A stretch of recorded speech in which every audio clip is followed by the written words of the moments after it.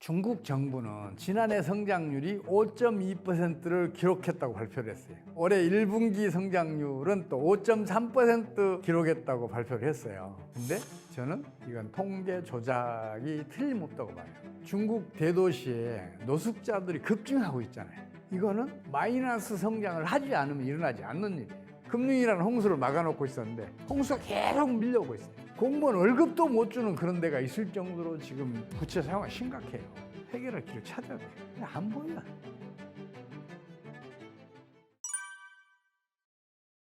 중국 정부는 지난해 성장률이 5.2%를 기록했다고 발표를 했어요. 또 올해 1분기 성장률은 또 5.3% 기록했다고 발표를 했어요. 근데 저는 이건 통계 조작이 틀림없다고 봐요. 중국 대도시에 노숙자들이 급증하고 있잖아요. 이거는 마이너스 성장을 하지 않으면 일어나지 않는 일이에요. 중국의 전력 소비량, 기타 그 시장의 거리들 보여주는 그 화면들 있잖아요. TV 화면. 그런 거 등등을 봤을 때는 통계 조작이 거의 틀림없는 것 같아요. 지난해 하반기에 이미 마이너스 성장 갔다고 봐요. 그게 왜 그러냐면요. 일반적으로 금융위기는 주식시장이나 부동산 시장에 거품이 꺼지면서 붕괴되고 그러면서 유동성이 수축이 돼서 신용 파괴율을 작동시키고 이게 금융위기를 일으키면서 벌어지거든요. 중국 부동산 시장은 지금 붕괴돼 있다고 봐도 틀림없어요. 어쩌면 2019년도에 이미 부동산 시장은 붕괴를 시작했는지도 몰라요. 당시에 빈집이 무려 6,500만 채라는 보도가 있었잖아요. 지난해 말 기준으로는 지금 빈집이 1억 채가 넘는데요. 여기에다 건설이 중단된 주택도 3천만 채가 넘는다고 그래요. 그럼 부동산 시장은 이미 붕괴됐죠. 그럼 금융위기가 급속하게 진행이 돼야 되는데 중국은 강력한 통제경제 체제예요. 이 강력한 통제경제 체제라는 댐을 쌓아서 금융위기라는 홍수를 막아놓고 있었는데 홍수가 계속 밀려오고 있어요. 부동산업계 1, 2위를 다퉜던 흥다, 비구유한 이미 도산이잖아요. 또 국유기업은 왕커. 여기까지 지금 도산 위기에 처해 있잖아요. 그 밖에 부동산 시장에다가 재원을 조달해줬던 각종 투자 신탁 회사들. 만기가 돌아온 금융상품들 환매를 못 해주고 있잖아요. 그게 지금 계속해서 누적되고 있는 거예요. 제가 봤을 때는 해결할 길이 없는 것 같아요. 물론 중국 정부가 빈집 모두 다 매입해서 그 임대로 돌려서 국민들한테 나눠주면 돼요. 또 건설이 중단된 거는 인수해서 완공시켜서 임대로 돌리면 돼요. 근데 중국 정부의 국가부채가 그걸 감당을 못해요. 지금 중국의 국가부채는 세계에서 가장 심각하다는 일본이 200% 정도 되는데 280%예요. 지금 지방정부 같은 경우에는 공무원 월급도 못 주는 그런 데가 있을 정도로 지금 부채 상황이 심각해요. 그래서 부동산 시장을 어떻게 해소할 재원을 마련할 길이 없는 것 같아요. 그래서 지금 계속해서 중국 경제는 악화되고 있는 거 아니냐 싶어요. 거기에다가 몰려오는 홍수를 댐을 쌓아서 쌓아놨으니까 점점 파괴는 커졌을 거 아니에요. 그게 터지면 중국 경제는 거의 막 가는 거 아니냐 싶은 생각이 들어요. 거기에다 중국은 일본이 초장기 경기 부진을 초래했던 그 정책을 그대로 따라서 하고 있어요. 일본이 이 초장기 경기 부진에 들어가게 된 경제 정책이 뭔가를 먼저 말씀을 드려야겠네요. 일본은 1980년대 말에 부동산 거품, 주식시장 거품이 꺼지면서 경기가 급강하했는데 그 뒤부터 엔저 정책을 8번을 펼쳐요. 환율을 끌어올리면 수출이 증가하고 수출이 증가하면 경기가 호전된다. 이렇게 잘못 믿고 엔저 정책을 8번을 펼쳤는데 단 한 번도 경기를 살려내지 못했어요. 그 정책을 중국이 그대로 따라서 가고 있어요. 중국 위안화 환율이 한때 6.1위안을 유지하다가 지금은 7.1위안까지 올라가 있어요. 일본의 엔저 정책과 똑같은 정책을 펼치고 있잖아요. 거기에다 일본은 또 경상수지 흑자가 대규모고 만성적이니까 경상수지 흑자를 해외로 유출시키는 정책을 펼쳐요. 이거는 수출로 벌어들인 소득을 즉각 해외로 유출시키는 정책이잖아요. 내수는 부진해질 수밖에 없고 그래서 일본은 초장기 경기 부진을 겪고 있는 거예요. 연평균 성장률이 0.8%밖에 안 된다니까요. 중국도 똑같은 정책을 펼치고 있어요. 중국은 거기에다 일본보다 더 못해요. 주로 1대1로 사업 등등에다가 부실화될 수밖에 없는 그 사업에다가 경상수지 흑자를 계속해서 해외로 유출시켜서 거기다 투입하고 있어요. 그러니 중국 경제의 앞날은 불투명할 수밖에 없죠. 여기에다가 세계적으로 민주화 없이 경제 성장을 지속한 나라는 없어요. 일시적으로는 이룩할 수 있어요. 그러나 그게 길어봐야 5년이에요. 더 이상 가지 못해요. 세계사에서 반대 사례가 없어요. 그게 왜 그러냐면 민주화가 되면 경제 활동도 자유스러워지잖아요. 경제 활동이 자유스러워지면 또 경제 활동이 활성화될 거 아니에요. 그게 생산 늘리고 투자 늘리고 고용 늘리고 그렇게 될 거 아니에요. 그러면 성장률이 빨라지는 거예요. 중국도 그랬잖아요. 등소평이 집권한 이후에 개혁 개방을 통해서 최소한 경제 민주화라도 계속해서 진행을 시켰잖아요. 그래서 오늘날의 경제 업적을 이룩했어요. 근데 시진핑이 집권한 이후에는 어떻게 했어요? 정치 민주화는 물 건너갔고 이미 독재화로 가고 있고 영구 집권으로 가고 있고 또 경제 민주화까지 후퇴하고 있잖아요. 그렇다면 중국 경제는 일본보다 더 나쁜 흐름을 보일 수밖에 없는 거죠. 그래서 저는 중국의 앞날이 대단히 어둡다. 저는 이렇게 보고 있어요. 여기에다 중국에서든 혹은 미국에서든 아니면 다 어느 나라에서든 금리가 터지잖아요. 그럼 그 타격을 가장 크게 받을 나라가 중국이에요. 댐 위에다 지금 금융위기를 가둬놓고 있는데 거기에 세계적인 금리가 덮쳐봐요. 그 댐이 무너져 오라고요. 어떤 일이 벌어지는가. 그 피해는 이루 말할 수 없이 클 것이라고 저는 보고 있어요. 중국 양회에서 발표한 경제 정책들이 있잖아요. 근래의 경제 정책에서 하나도 달라진 게 없어요. 제 눈에는 새로운 게 하나도 안 보여요. 똑같아요. 그러면 중국 경제가 2010년대 중반 이후로 계속해서 성장률이 떨어졌잖아요. 정책이 안 바뀌었으니까 그 흐름이 계속 갈 거 아니에요. 중국 경제는 계속해서 하강할 수밖에 없다고 저는 보고 있는 이유가 그것 때문이기도 해요. 중국 경제의 앞날은 너무 어두워요. 하루빨리 중국에서 개과천선? 이런 정책 변경? 이런 일이 벌어졌으면 좋겠어요. 경제 민주화라도 좀 이루어져야 하고 보다 근본적으로는 지금 부동산 시장의 그런 문제들 해결할 길을 찾아야 돼요. 안 보여. 더 중요하게는 중국이 자꾸만 뭔가 숨겨요. 청년 실업률이 지나치게 높다 그러니까 그것도 조작을 하잖아요. 대도시에 노숙자가 많이 증가했다는 얘기는 성장률이 대폭 떨어졌다는 얘기예요. 마이너스 갔을 거라는 얘기 아니에요. 근데 그것도 조작을 했잖아요. 지난해 5% 성장했다. 올해 1분기에는 5.3% 성장했다고 그 조작을 하잖아요. 그렇게 은폐를 하게 되면 실패를 반성할 수 없어요. 실패를 반성하지 않으면 성공할 길도 찾을 길이 없어요. 점점 더 악화될 수밖에 없는 거죠. 또 하나 제가 중국의 안타까운 건 뭐냐면 손자병법에 이런 얘기가 있어요.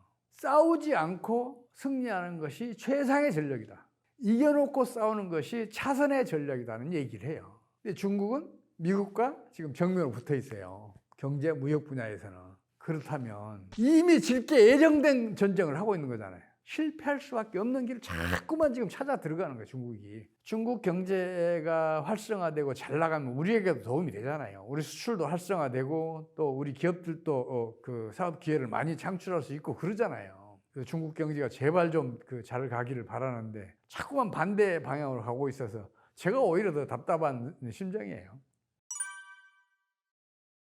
중국은 2008년, 2009년도 당시 세계 경제가 거의 모든 나라들이 마이너스 성장을 했거든요. 글로벌 금융위기 때문에. 근데 그때도 중국은 9% 이상 성장을 했어요. 그 전에 더 높은 성장을 했고 그러다가 2010년대 들어서 특히 2015년 이후로는 성장률 6%로 떨어졌어요. 지금 5%로 떨어졌다 그래요. 저는 더 떨어졌다고 봐요. 이게 성장률이 떨어졌다는 걸 뭘 의미하겠어요? 부가가치 창출이 그만큼 줄었고 기업의 이익 창출률도 그만큼 줄었다는 걸 의미하잖아요.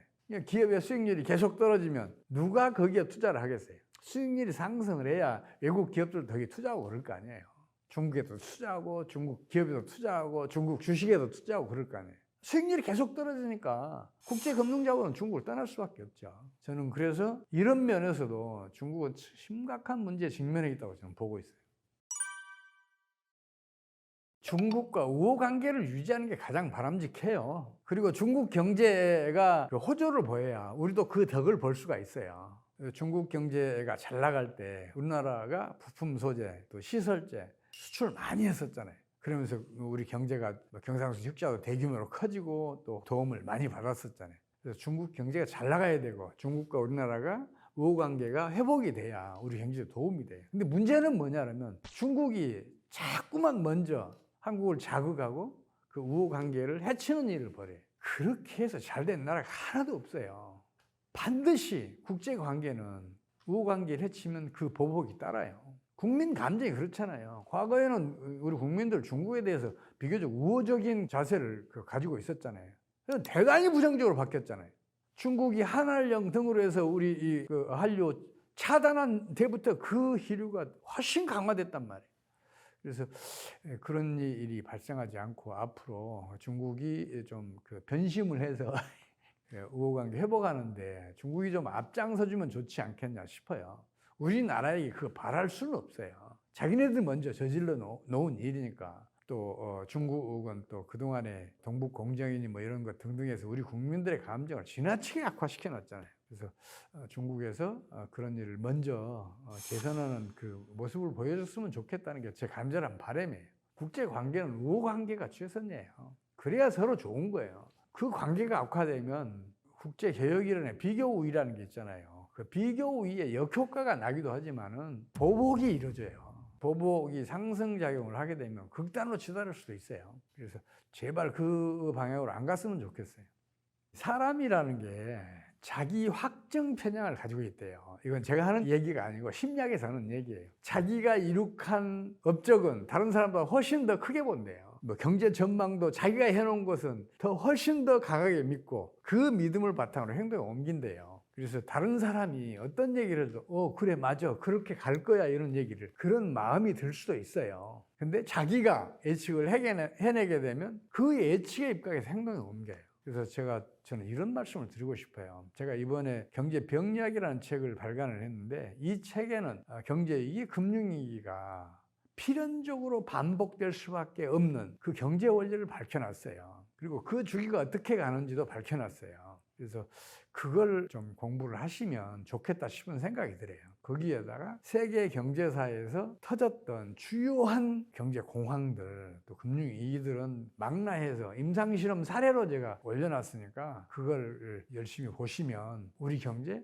내지는 다른 나라 경제, 또 세계 경제가 어디로 흘러갈 줄을 스스로 예측해낼 수 있을 거예요. 경제 원리라는 게 그렇잖아요. 반복성에서 규칙성을 찾아내고 그 규칙성에서 원리를 찾아내는 거잖아요. 그래서 그 경제 원리를 알면 앞으로 어떤 일이 벌어질지 예측해낼 수 있어요. 여러분 스스로 세계 경제 어디로 갈지 우리 경제 어디로 갈지 한번 예측해 보시기를 권유해드리고 싶어요. 그러면 여러분들의 개인 투자 혹은 경제 생활이 좀 더 좋아지지 않을까 싶어요. 미국 경제야 경제 지표만 봐서는 엄청난 호황이죠. 근데 이런 미국 경제의 호조는 사실 다른 나라 경제의 희생 위에 쌓아 올린 업적이에요. 지금의 호조가 앞으로 지속될지는 의문이에요. 조만간 그 부메랑을 미국이 맞지 않을까? 규모가 어느 정도 큰 나라에서 금리가 터지잖아요. 그럼 곧바로 전 세계로 전염이 돼요. 그런 피해를 가장 크게 받은 나라 중에 한 나라가 우리나라예요.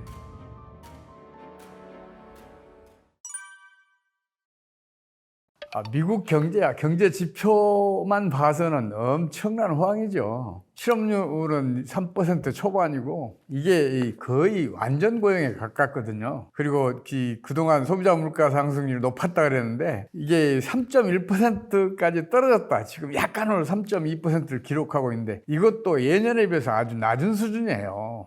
여기에다가 주식시장도 엄청난 호황이잖아요. 한때 다우지수가 4만을 넘어갈 정도였었으니까. 그리고 성장률도 지난해 3.1%를 기록했는데 우리나라는 1.4% 기록했어요.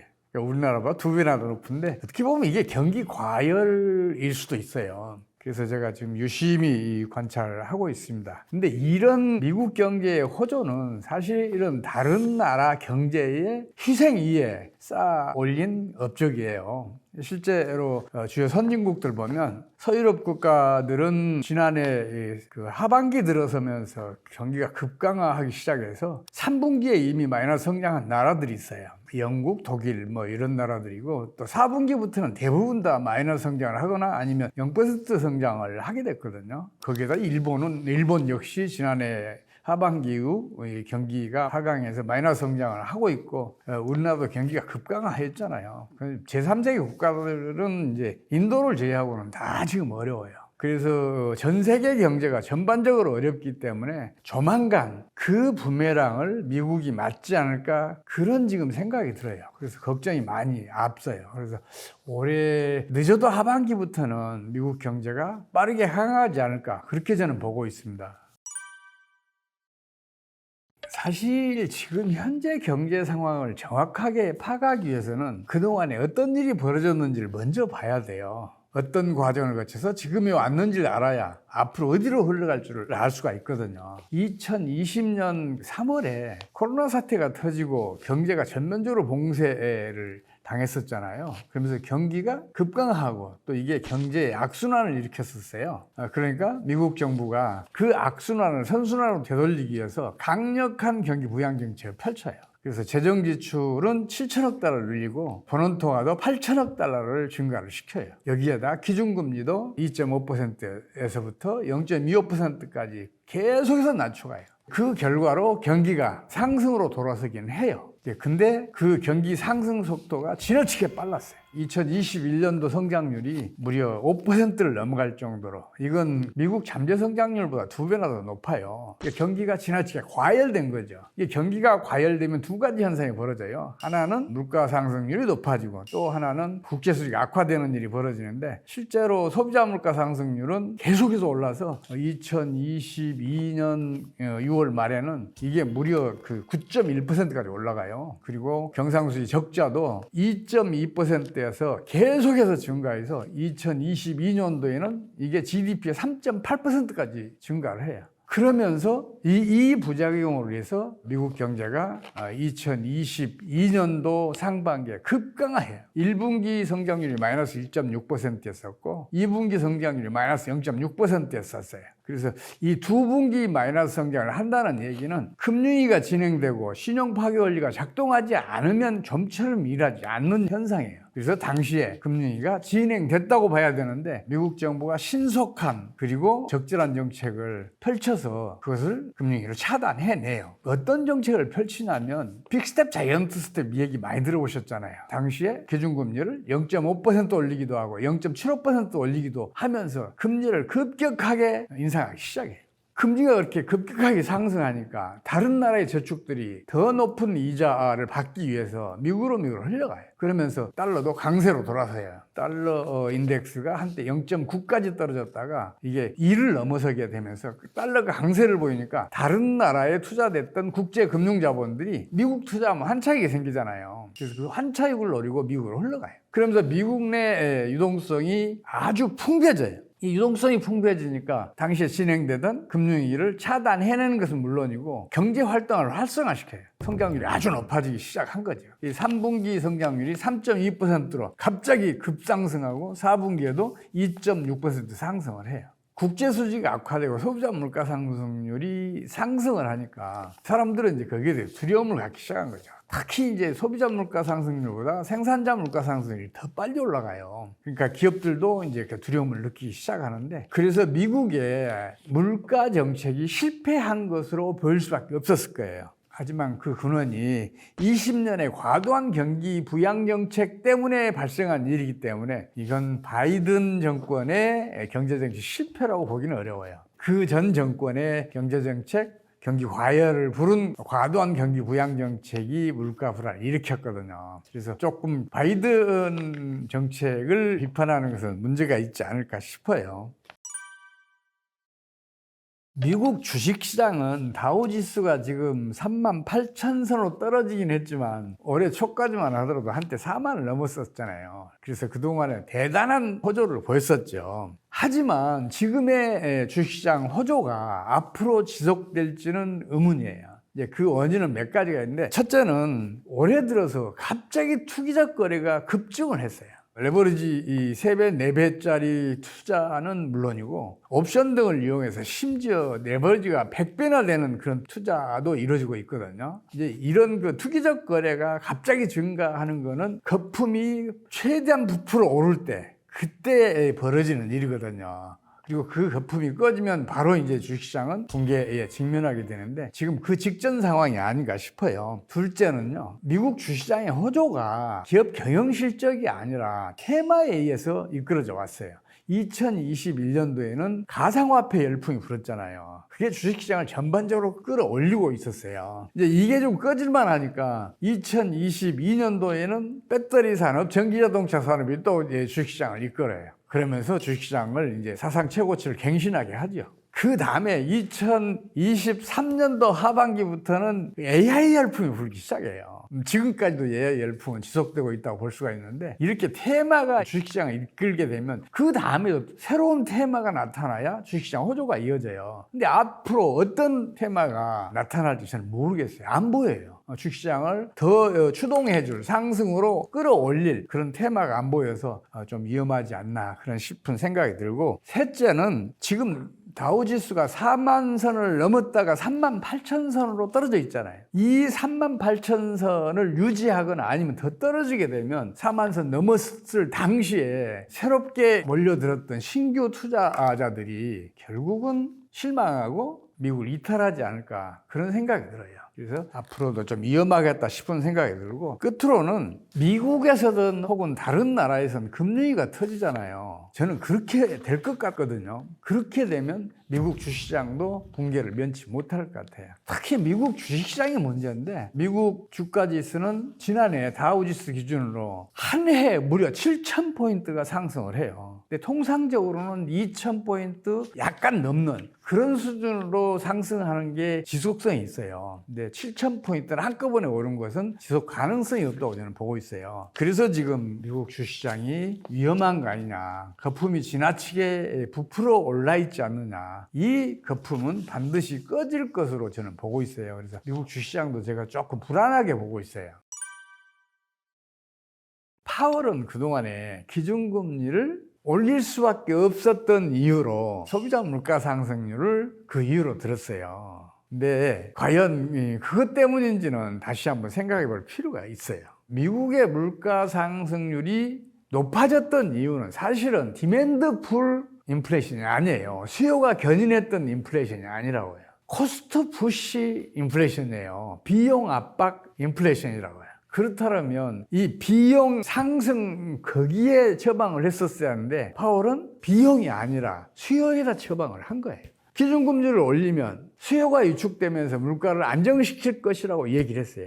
근데 또 이것도 이중적이에요. 뭐냐면 기준금리를 올려서 물가를 안정시키려면 수요가 위축돼야 되잖아요. 근데 경기 후퇴는 안 일어났어요. 그럼에도 불구하고 물가 상승률은 계속 낮아졌어요. 9.1%에서 3.1%까지 낮아졌잖아요. 그러면 파월이 기준금리를 올린 이유는 다른 데 있다고 봐요. 그 이유를 알기 위해서는 좀 긴 얘기가 필요해요. 2022년 상반기에 미국 국내 경기가 급강하했어요. 1분기 성장률 마이너스 1.6, 2분기 성장률 마이너스 0.6%를 기록했거든요. 이렇게 경기가 급강하하면 어떤 경제정책을 펼치는 게 정상이겠어요? 일단은 기준금리를 낮춰야죠. 그래야 투자가 활성화되면서 경기가 살아날 거 아니에요. 달러 가치도 낮춰야 돼요. 그래야 수출이 촉진되면서 경기가 살아날 거 아니에요. 이게 경제의 가르침이에요. 근데 파월은 정반대의 정책을 펼쳐요.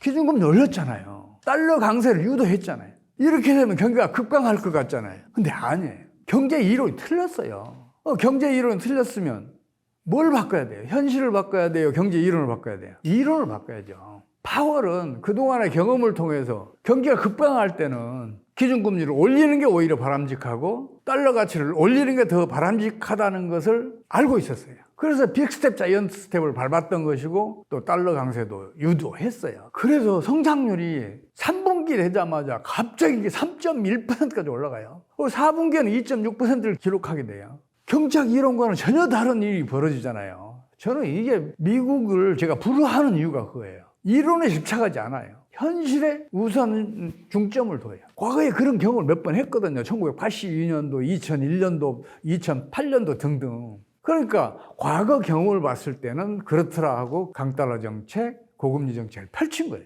경기를 급상승시켰잖아요. 근데 문제는 뭐냐면 이거는 내 이웃을 거지로 만드는 정책. 미국으로 국내 저축을 빼앗긴 나라들, 달러가 강세니까 환차익을 노리기 위해서 미국으로 이 국내 금융 자본을 빼앗긴 나라들은 어떻게 되겠어요? 그 나라들은 당연히 유동성이 수축이 되죠. 유동성이 수축이 되면서 신용 파괴 원리가 작동을 하고 금융위기가 진행을 하면서 경기는 급강하죠. 그런 피해를 가장 크게 받은 나라 중에 한 나라가 우리나라예요. 실제로 우리나라의 그 2022년 하반기에 3분기에 성장률이 갑자기 반토막이 나요. 그리고 4분기에는 마이너스 1.6% 성장률을 기록해요. 근데 우리나라보다 더 심각한 타격을 입은 나라들이 있어요. 그 나라들은 어떤 나라들이냐면 경상수지가 만성적인 적자인 나라들. 이 나라들은 그동안에 경상수지 적자를 외채를 끌어와서 외국 자본을 끌어와서 외환보유고를 고갈되는 걸 막아왔었어요. 근데 그 나라에 투자했던 국제금융자본들이 환차익을 노리고 미국으로 빠져나가니까 외환보유고가 고갈되는 거예요. 그래서 40개국이 넘는 나라들이 외환위기 늪에 빠져들었거나 아니면 직면하게 됐었어요. 그 나라들 경제는 굉장히 심각했어요. 우리가 그런 나라들 사례들 많이 그 신문 보도를 보고 접했었잖아요. 그래서 심각한 거예요. 장차 다른 나라의 경제난, 이게 미국으로 전염될 가능성이 높다. 저는 그렇게 보고 있어요. 미국이 기준금리를 앞으로 내릴 것인지 아니면 혹은 올리거나 아니면 현 수준을 유지할 것인지 이걸 정확하게 판단하기 위해서는 왜 미국이 기준금리를 높은 수준으로 올렸고 지금 그 수준을 유지하고 있는지를 먼저 파악을 해야 돼요. 미국은 소비자 물가 상승률 때문에 기준금리 올린 면도 있지만 그보다 더 중요하게 여겼던 것은 미국의 경상수지 적자예요. 경상수지가 적자가 커지니까 당연히 달러 가치는 하락할 거 아니에요. 달러 가치가 하락하면 미국에 투자했던 국제금융자본들은 환차손을 입어요. 그럼 그 환차손을 피해서 미국을 이탈한다니까요. 그 결과로 2022년 상반기에 2분기 연속 마이너스 성장을 한 거거든요. 그걸 탈피해서 이 고금리 이 강달러 정책을 펼친 거예요. 이걸 정확하게 이해하지 않으면 앞으로 미국이 기준금리를 인하할지 아니면 혹은 인상할지 이거 알 수가 없어요. 미국이 앞으로 기준금리를 인하하기 위해서는 두 가지 조건을 충족을 시켜야 돼요. 그 하나는 뭐냐면 경상수지 적자가 줄어들어야 돼요. 경상수지 적자가 커지는 가운데 기준금리를 낮추면 달러 가치는 약세로 돌아서요. 달러 가치가 약세로 돌아서는 순간에 미국에 투자됐던 국제금융자본들은 미국을 떠나면서 유동성이 수축되고 유동성 수축은 신용파괴를 작동을 시키고 그 다음에는 곧바로 금융위기를 진행을 시켜요. 그래 경상수지 호전이 이루어지지 않으면 미국은 기준금리 낮출 수가 없어요. 근데 다행히 미국의 경상수지 적자는 2022년 GDP의 3.8%에서 2023년도에는 이게 3.0%로 줄었어요. 그래서 하나의 조건을 충족시켰어요. 근데 문제는 뭐냐 그러면 그럼 앞으로도 미국의 경상수지 적자가 줄어들 것이냐? 저는 아니라고 봐요. 오히려 더 커진다. 어쩌면 4% 넘을 수도 있다고 봐요. 그래서 앞으로도 미국은 기준금리 낮출 수가 없을 것이라고 봐요. 또 하나의 조건은 뭐냐면 미국 주식시장이 호조를 이어가야 돼요. 주식시장이 약세인 가운데 기준금리를 낮추게 되면 달러 가치는 약세로 돌아서고 달러 가치가 약세로 돌아서면 환차손을 피해서 국제금융자본들이 미국을 떠나요. 여기에다 주식시장이 약세면 거래 손실이 생기잖아요. 그 거래 손실을 피하기 위해서도 미국을 떠나게 돼요. 그러면서 금리가 급속하게 진행된다고 해요. 근데 이 두 가지 조건을 모두 다 지금 미국은 지금 충족을 못 시키고 있어요. 그래서 저는 올해 안에는 기준금리를 못 낮출 것이라고 봐요. 다만 금리가 본격적으로 진행하면서 경기가 빠르게 하강하고 또 그게 악순환을 일으켰을 경우에는 기준금리를 줄기차게 낮춰가지 않을 수 없을 것이라고 보기는 해요. 근데 그건 금리가 터진 다음 일이에요. 근데 금리가 터지면 경기는 급강해요. 그 경기가 급강하면 경제적 고통은 커지잖아요. 실업률도 높아지고 뭐 이런 일이 벌어져요. 그런 상황이 돼야 기준금리를 낮출 수가 있게 돼요. 만약에 올해 안에 금리가 터지지 않는다면 기준금리 못 내린다. 금리가 터지면 그때는 기준금리를 낮춘다. 저는 그렇게 보고 있어요. 미국의 상업용 부동산 공실률이 사상 최고다 이런 얘기는 보도로 많이 들으셨잖아요. 거기다가 미국의 상업용 부동산이 한때 최고가를 기록했던 그 당시의 매매가의 40%도 안 되는 가격에 팔린 것도 있다. 혹은 50%에 팔린 것도 있다는 보도들도 나오고 있어요. 그만큼 미국의 상업용 부동산의 거품은 많이 부풀어 올라 있고 아주 심각한 상태예요. 다만 그동안에 미국이 고금리 강달러 정책을 펼치니까 다른 나라의 국내 저축들 또 국제금융자본들이 미국으로 흘러가면서 유동성이 풍부해졌어요. 풍부해진 유동성이 일부가 부동산 시장으로 흘러가면서 유동성이 풍부하니까 그 거품이 꺼지는 걸 지금 막아주고 있어요. 근데 문제는 뭐냐면 앞으로도 그 거품을 안 꺼지게 해줄 수 있느냐가 문제예요. 저는 그 거품은 반드시 꺼진다고 봐요. 어쩌면 미국 주식시장 붕괴로부터 시작해서 상업용 부동산이 심각한 지경으로 어쩌면 붕괴 직전 상황까지 갈 수도 있다. 저는 그렇게 봐요. 설령 미국에서 금융위기가 터지지 않더라도 어느 나라에선가 금융위기가 터지게 되면 그게 미국으로 전염되면서 미국의 부동산 시장도 붕괴에 직면할 것이다. 저는 그렇게 보고 있어요. 금융위기라는 것은 사람의 질병처럼 전염성이 굉장히 뛰어나요. 규모가 어느 정도 큰 나라에서 금리가 터지잖아요. 그럼 곧바로 전 세계로 전염이 돼요. 세계 경제가 심각한 경제난으로 빠져들게 돼요. 그러면 우리 경제도 그 타격을 입지 않을 수가 없어요. 국내 경기도 빠르게 하강할 거예요. 다만 우리나라의 경제적 타격은 다른 나라에 비해서 조금은 그나마 좀 좋을 것 같아요. 그게 왜 그러냐면 우리나라 주식시장 지금 주가지수 2600대에서 지금 왔다 갔다 하고 있잖아요. 이거는 지나치게 과소평가된 거예요. 이 판단을 어떻게 하시면 되냐 그러면 1989년도에 우리나라 주가지수가 1000을 넘었던 적이 있어요. 1989년 4월 달에. 근데 당시에 미국 다우지수는 3000을 겨우 넘는 수준이었어요. 우리나라 3배 정도 됐어요. 근데 지금 우리는 2600, 미국은 4만 가까이, 38,000, 10배 이상 커졌어요. 그동안에 우리나라 성장률이 미국보다 높았어요. 부가가치 창출이 그만큼 많았다고요. 기업의 이익도 그만큼 많이 쌓였어요. 근데도 불구하고 지금 우리 주가지수는 2600선에 머물러 있어요. 코리아 디스카운트가 지나치게 과도한 거죠. 그래서 어떻게 생각하면 꺼질 거품이 없다. 우리 주식시장에는 거품이 발생하지 않았다고 볼 수가 있는데 그래도 금융위기의 영향으로 떨어지긴 떨어질 거예요. 그래서 다른 나라에 비해서는 훨씬 적게 떨어질 것 같아요. 부동산 시장도 마찬가지예요. 부동산 시장도 마찬가지예요. 부동산 시장은 이미 2022년도까지 이 붕괴가 끝났어요. 금매물이 다 소화됐어요. 그래서 2023년도부터는 지금 장기 정책에 들어갔어요. 장기 정책에 들어갔으니까 또 금매물도 다 사라졌으니까 금융위기가 덮쳐오더라도 우리 부동산 시장은 버텨줄 수 있을 것 같아요. 다소나마 그 타격은 받겠지만 거품이 이미 꺼졌으니까 더 이상 꺼질 거품이 없어서 버텨줄 수 있을 것으로 저는 보고 있는데 그래도 자꾸 이제 불안한 마음은 들어요.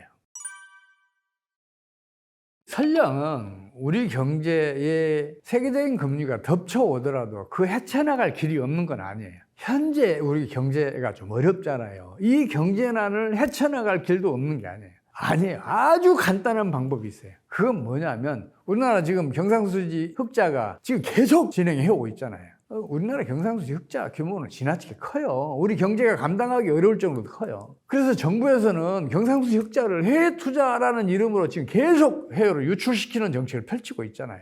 그래서 국내 경기가 부진한 거예요. 국내에서 투자도 촉진하고 다른 경제 활동도 촉진해야 할 수출로 애써 벌어들인 그 돈들이 미국으로 빠져나가고 있단 말이에요. 이게 무슨 얘기예요? 수출로 벌어들인 소득을 금방 외국으로 빼돌리면 국내 수요는 위축되잖아요. 성장률은 떨어질 거 아니에요. 그래서 지금 우리나라 경제가 어려운 거거든요. 이것도 타개하고 또 장차 닥쳐올지도 모를 세계적인 금융위기도 타개하는 방법은 그럼 뭐냐? 간단한 거 아니에요. 우리 경상수지 흑자가 지나치게 크니까 시장에 의해서 환율은 계속해서 하락 압력을 받고 있잖아요. 그걸 정부가 용납만 해주면 돼요. 다만 그 하락 속도가 지나치게 빠르면 안 돼요. 1년에 100원 이상 떨어지면 안 돼요. 한 100원 정도씩 떨어지는 것을 정부가 잘 조절만 해주면 환율이 떨어지면 우리나라에 투자를 하게 되면 환차익이 생기잖아요. 그럼 미국으로 떠났던 국내 금융자본은 물론이고 국제 금융자본들도 한국에 투자하면 환차익이 생기니까 한국으로 돌아올 거 아니에요. 그 유동성이 풍부해져요. 그럼 경제활동도 활성화돼요. 그러면서 금융위기 진행에 따른 그 신용 파괴원리 작동도 그 풍부해진 유동성으로 차단해낼 수 있어요. 그렇게 해결해 가는 거예요. 우리 정부가 제발 그런 정책 수단을 지금부터 준비를 해서 적극적으로 한번 추진을 해봤으면 좋겠어요. 그럼 우리 경제 금방 살아나요. 세계 경제가 모두 다 어렵더라도 우리 경제는 괄목할 만한 성장률을 기록할 수 있을 것으로 저는 기대를 하고 있어요.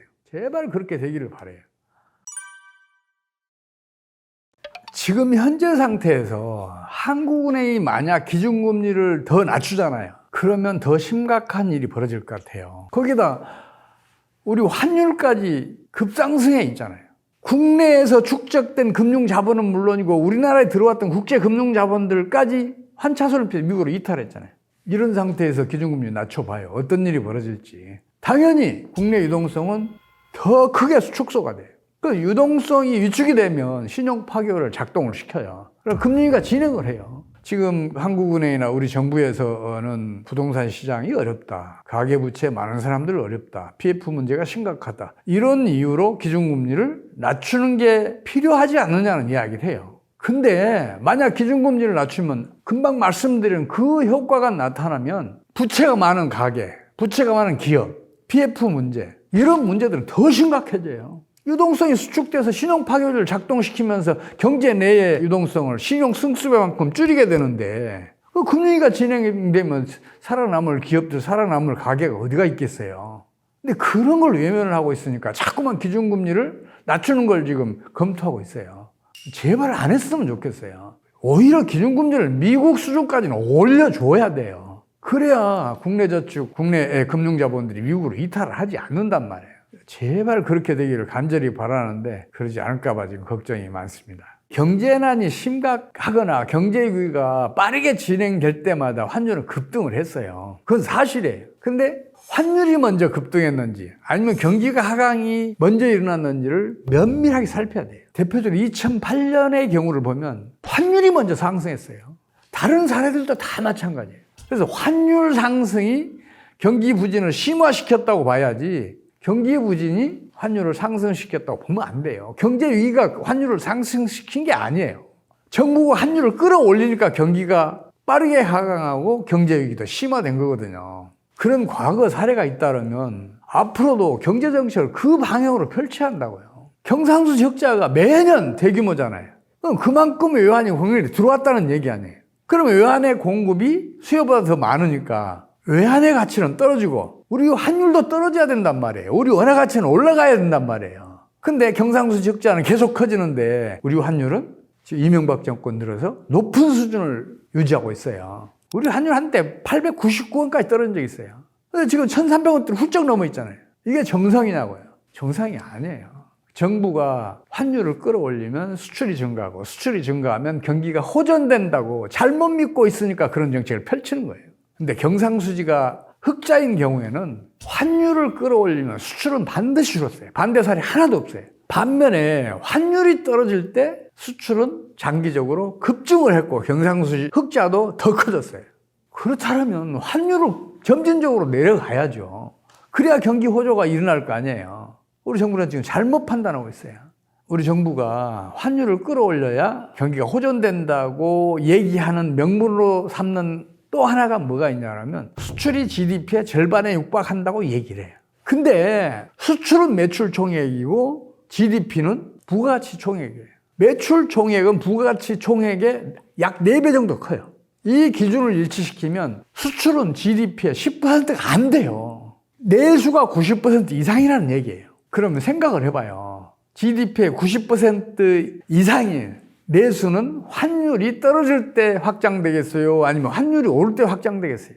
우리나라는 주요 자원들 다 수입해 오잖아요. 식량 자원, 에너지 자원, 공업용 자원, 중간재들 등등 모두 다 수입해 오고 있잖아요. 그렇다면 환율이 떨어져야 그걸 값싸게 사올 수 있잖아요. 그럼 더 값싸게 생산할 수 있잖아요.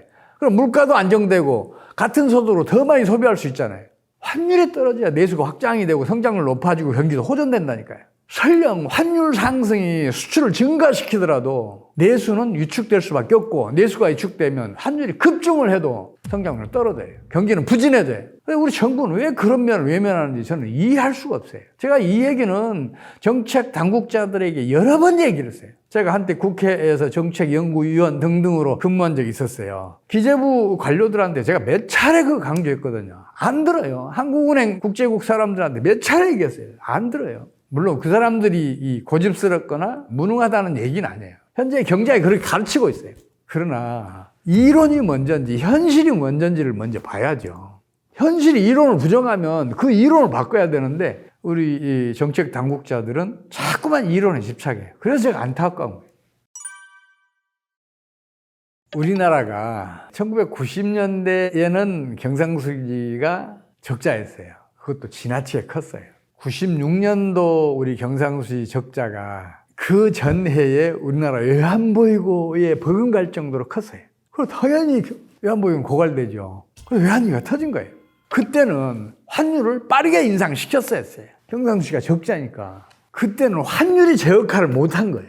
환율이 상승하지 못하니까 외환위기가 터진 거거든요. 근데 그 이후의 일들은 당시와는 많이 달라요. 우리나라는 1998년부터서 경상수지 흑자가 계속 커졌어요. 2015년대는 GDP의 7.9%까지 커졌어요. 엄청난 규모예요. 이렇게 경상수지가 만성적인 흑자를 기록하면 환율을 끌어올리면 안 돼요. 환율을 끌어올리면 수출은 반드시 줄고, 그리고 경기도 부진해져요. 내수는 더 위축이 되고 성장률은 더 낮아지고 실업률은 높아져요. 2008년도에 이명박 정권이 집권한 직후에 우리 환율을 1,100원대에서 한꺼번에 1,500원대까지 끌어올려요. 경기가 급강하해요. 근데 당시에 사람들은 그런 얘기를 해요. 글로벌 금융위기 때문에 당시에 경기가 급강하고 또 경제난이 심화됐다는 얘기를 해요. 어느 게 먼저 일어났어요? 환율 급등에 따른 경기 하강이 먼저 일어났는지 아니면 글로벌 금융위기가 먼저 터졌는지를 한번 비교를 해보시라고요. 환율 상승에 따른 경기 급강화는 이미 2008년 초부터 시작을 했어요. 글로벌 금융위기는 2008년 9월에 리먼 브러더스가 파산하면서 본격화됐어요. 글로벌 금융위기 뒤에 일어났잖아요. 물론 그 타격을 우리 경제가 받은 건 사실이에요. 근데 그 근본원인은 아니잖아요. 만약에 2008년 초에 환율을 급상승시키지 않았더라면, 환율이 점진적으로 떨어지는 것을 용납하는 정책을 견지했더라면 당시에 우리 경제가 그렇게 심각한 경제난에 처하지 않았을 것이라고 저는 믿고 있어요. 2022년도 이래 지금까지도 마찬가지란 말이에요. 미국은 2022년도 성장률이 2.1%예요. 2023년도 성장률은 3.1%예요. 2023년도 우리 성장률 1.4%잖아요. 미국의 반토막밖에 안 돼요. 왜 그랬겠어요? 고환율 정책 때문에 일어난 일이라고요. 국내 경기가 그렇게 급강할 이유가 없잖아요. 경제에서는 어떤 중대한 사태가 터지면 그 이전에 어떤 경제 변수인가는 아주 이상한, 그리고 아주 큰 변동을 보여요. 그러면 2022년 이래 지금까지 우리 경제는 심화되고 있는데 이전에 어떤 경제 변수가 가장 크게 변동했고 가장 이상하게 변동했는지를 찾으면 원인을 알 수가 있잖아요. 다른 경제 변수는 큰 변동이 없었어요. 오로지 환율만 급등과 급락을 반복했어요. 그리고 지금도 여전히 높은 수준을 유지하고 있어요. 그럼 이게 원인이라고 봐야죠. 그럼 여기다 처방을 해야 되는데 자꾸 엉뚱한 데다 처방을 한단 말이에요. 그래서 저는 지금도 제가 자꾸만 강조해서 이 얘기를 해요. 정부가 환율이 점진적으로 하락하는 것만 용납을 해주면 우리나라 성장률은 지금 당장도 6% 이상 간다. 그렇게 제가 과감하게 말씀을 드려요. 좀 답답하죠? 지금 우리나라 소비자 물가 상승률은 이제 그렇게 높은 수준이 아닌 것처럼 보여요. 근데 생활 물가는 많이 올랐어요. 특히 이제 월급쟁이들의 이제 가장 크게 느끼는 피부 물가는 점심값이잖아요. 점심값은 6,000원에서 8,000원대에서 지금은 다 만원대 넘어갔어요. 고급 식당이 아니어도 만원대 다 넘어갔어요. 그러니 피부로 느끼는 물가 불안이 얼마나 크겠어요. 또 우리 가정주부들 같은 경우에는 시장 물가, 이거 말도 못하게 많이 올라 있잖아요. 과일, 채소 뭐 등등 모두 다 급등해 있잖아요. 그래서 물가 불안이 심각하게 느끼고 있어요. 지표만 봤을 때는 안정적인데 생활 물가는 많이 올라 있어요. 그동안에 물가 상승이 누적된 게 커요. 이게 거의 20% 가깝거든요. 물가 앙등의 고통을 크게 느끼고 있어요. 그렇다면 물가를 앙등시킨 가장 큰 원인이 뭔가를 찾아서 거기다 처방을 해야 될 거 아니에요. 그게 뭐였겠어요? 그 전에 뭔가 큰 변동이 있었을 거 아니에요. 그게 환율의 급등이었다니까요. 환율이 급상승하니까 우리 식량 자원 90% 이상 외국에 의존하고 있어요. 공업용 자원, 에너지 자원은 거의 100% 수입에 의존하고 있어요. 그렇다면 환율이 올라가면 그 자원 가격도 올라가니까 국내 생산자 물가도 당연히 오를 거 아니에요. 소비자 물가도 올라가야 돼요. 더 심각한 거는 생산자 물가 상승률이 소비자 물가 상승률을 이끌게 돼요. 더 높아진다고요. 이렇게 되면 기업의 경영수준이 악화돼요. 그럴 거 아니에요. 제조하는 원가보다 판매하는 원가가 더 낮을 수밖에 없게 되니까 경영수준이 악화된다고요. 여러분, 경영수준이 악화되면 기업들은 고용 못 늘려요. 투자 못 늘려요. 생산을 줄여야 할지도 몰라요. 지금 우리 경제에서 그런 일이 벌어지고 있는 거예요. 제발 고환율에다가 처방을 해야, 그래야 소비자 물가 상승률도 안정이 될 수가 있어요. 저는 그렇게 보고 있어요. 부동산 경기는 장기 주기를 가지고 있어요. 광기가 한 2년에서 3년 정도 지속이 돼요. 일반적으로 한 3년 정도 지속이 돼요. 그리고 그 다음에 패닉이 오는데 이건 반년에서 한 1년 정도 지속이 되고 곧바로 분기가 일어나는데 이것도 반년에서 1년 정도 지속이 돼요. 그 다음에는 이제 장기 정체기가 오는데 이건 통상적으로 5년에서 6년 정도 지속이 돼요. 우리 최근 경험도 그렇잖아요. 2018, 19, 20년에 부동산 투기 대단했잖아요. 그 열풍이. 그리고 2021년도에는 패닉이 왔어요. 2022년도에는 붕괴가 왔어요.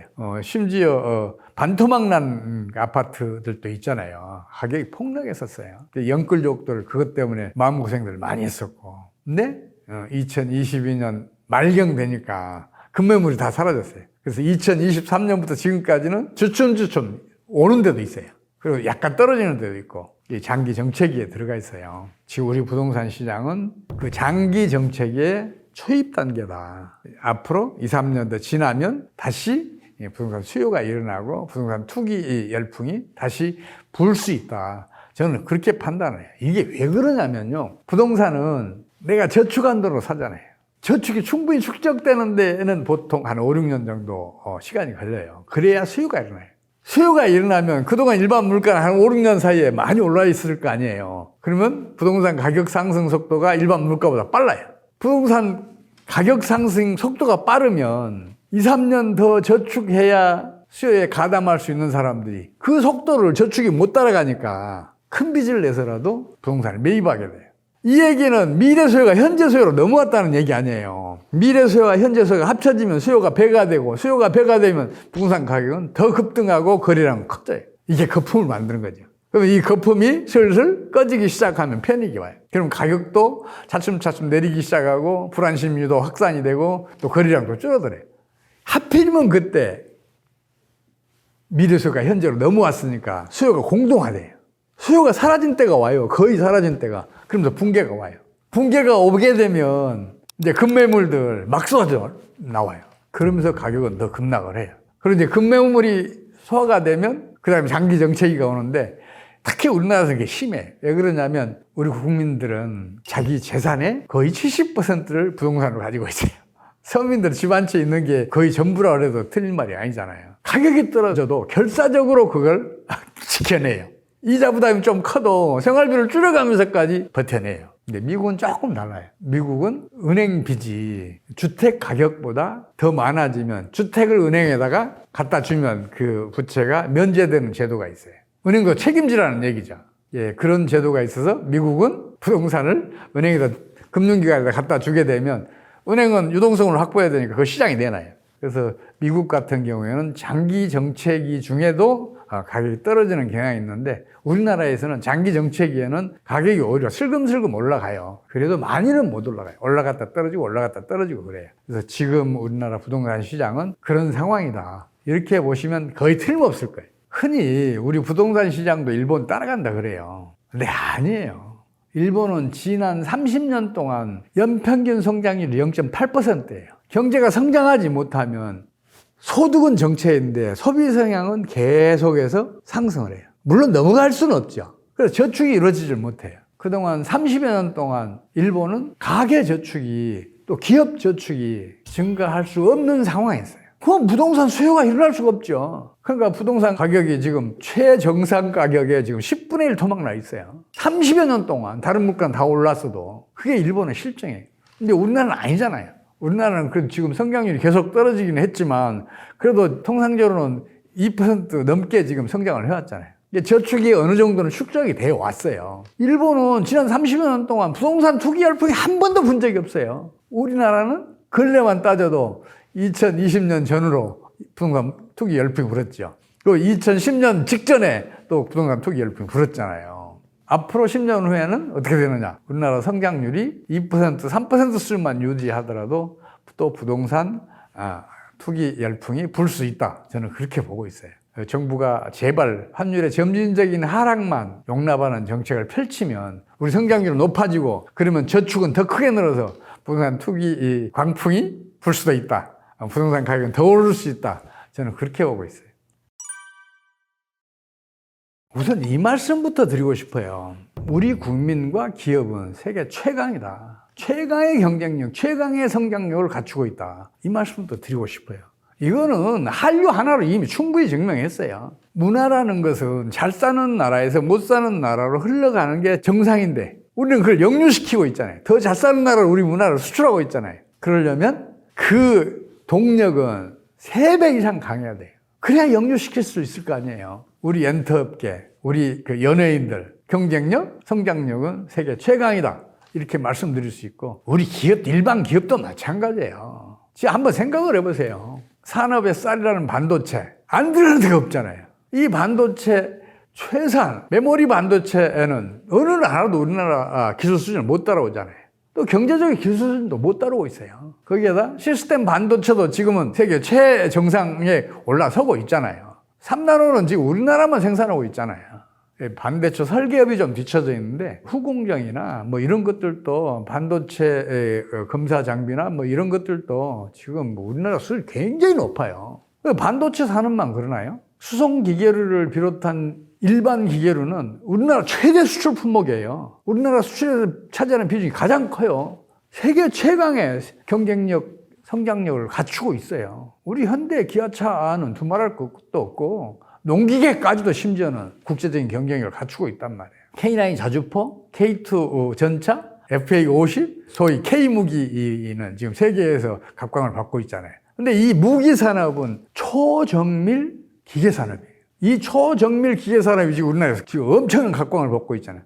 이 얘기는 이 산업은 우리 국민 소득 10만 달러, 20만 달러도 견뎌낼 수 있다는 얘기예요. 반도체 산업도 마찬가지고 수송 기계 산업도 마찬가지고 여기에다가 배터리, 제약, 또 유명한 KBT 이거 다 정밀화학 산업에 속해요. 정밀화학 산업도 국민 소득 10만 달러 얼마든지 견뎌낼 수 있는 산업들이에요. 우리 전자제품은 세계 시장 해외에 나가보면 금방 알잖아요. 중국산에 비해서 보통 3배, 4배 비싸게 팔리고 있잖아요. 명품 대접을 받고 있단 말이에요.